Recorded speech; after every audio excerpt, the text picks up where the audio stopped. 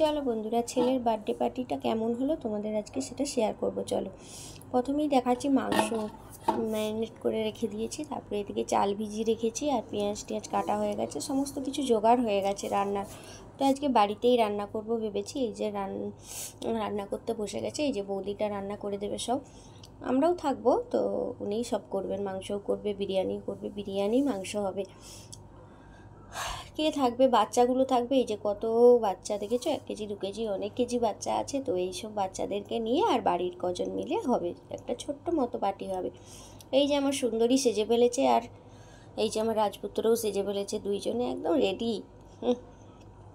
এই যে ওরা দুজনে, ওদেরই তো পার্টি, তাই না? ওদেরই মজা। এই যে স্টাইল মেরে দাঁড়াতে বলছি, একটু ছবি তুলবো, দেখেছো কেমন স্টাইল মেরে দাঁড়াচ্ছে। আর তিনি দেখো খাওয়াতে না খেলাতে ব্যস্ত, চুড়ি নিয়ে। মাথার হেয়ার ব্যান্ডটা তো পরলোই না, খুলে ফেলে দিল। হাতের চুড়িগুলো, এক হাতের চুড়িগুলো এক হাতে পরে নিয়েছে সব, মানে একটা হাত খালি রেখেছে, ওটা ঘড়ি পরবে না, এখন থেকে স্টাইল দেখাতে হবে। তো এইদিকে দেখতে পাচ্ছ পকোড়া ভাজা হচ্ছে, আর এদিকে মাংস কষা হচ্ছে। বিরিয়ানি রেডি হয়ে গেছে। তার মধ্যে হয়েছে কি রান্না চলো দেখিয়ে দিই। পকোড়া ভাজা হয়েছে, সন্ধ্যার নাস্তাতে দেবো কেকের সাথে।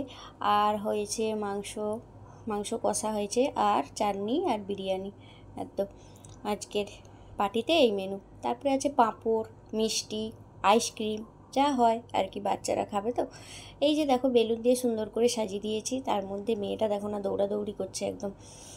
ওর দাদার বার্থডে বলে কথা, ওকে তো একটু দেখাশুনো করতে হবে, তাই না? আর সবাইকে বলে এসেছে, মানে যাকে যাকে বলেছিস বলে এসেছে, পাশের বাড়ির বৌদিকেও বলে এসেছে, আমার দাদার হ্যাপি বার্থডেতে তুমি যাবে, এইভাবে বলে এসেছে।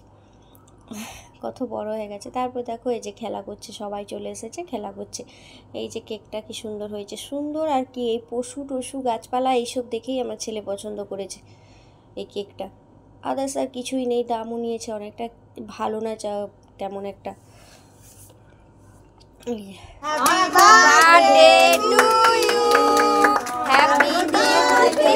দাদার হাত ধরো, দাদা ভাইয়ের হাত ধরো। Happy birthday to you. আমি দেখতে পারলাম, ফোনেই দেখে নি। ফটা ফাটাও না, ফাটাও। এই দিক করে ফাটাবি পিতাম, সব দিক করে ফাটা। দাঁড়াও দাঁড়াও, ফাটি দেই, উপরের গুলো ফাটা। এই তো আগুন লাগিয়ে জ্বালিয়ে দাও। এইটা ফোটাতে হয়, এইটা ফোটাও, এটা ফোটা, এটা দিয়ে ফট করে ফাটবে। এটা ফটাচ্ছি, ছেড়ে দে, ছেড়ে দে। আরে দাঁড়াও, আমি সেফটি পিন নিয়ে এসেছি। নাও ডিম কেটে খাও, বিরাম করে থাকো, এই তো সব পুরো বোনকে আগে দে, সবাইকে মন খাইয়ে দে। খাও কেক, দিশা কেক না, দিশা খেলনা ঘুরছে, খেলনা কেক খাও, কেক খাও। দাদুকে খাও, দাদুকে দিয়ে। আর যেগুলো ফাটি দে, এগুলো ফাটি দে। আমি ভালো লাগে না, হাতে করে ফাটা না, ওই দেখ। আরে আমার এত সই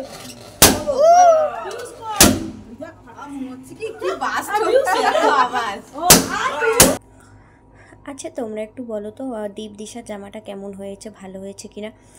তো এই জামাটা কি বলো তো, ওর বড় মামি এনে দিয়েছে এই বছর। তারপরে দেখো আমার দাদা চলে এসেছে এখানে। এই যে এটা কলকাতায় থাকে, যে দাদাটা আসে আমাদের ঘর প্রায়, ওই দাদাটাকে বলেছিল, তো উনি চলে এসেছে, যাওয়ার অবস্থায় চলে এসেছে। কত ভালোবাসে, তাই না? এই যে কেক, পকোড়া, সস দিয়েছি।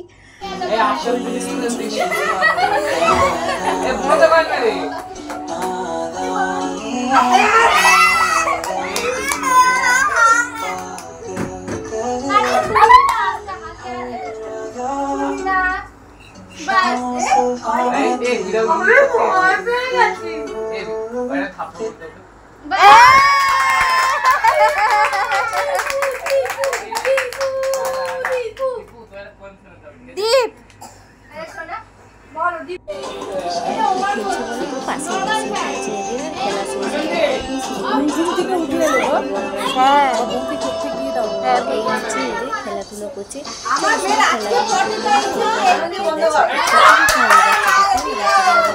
সবাই স্কুল আছে, তো বলছি খেয়ে নে, কেউ বলছে আর পকোড়া খেয়ে নিতে, ওদের এখন এই মুহূর্তে খাবে না, সেই জন্য সব খেলতে লেগেছে, জানো তো।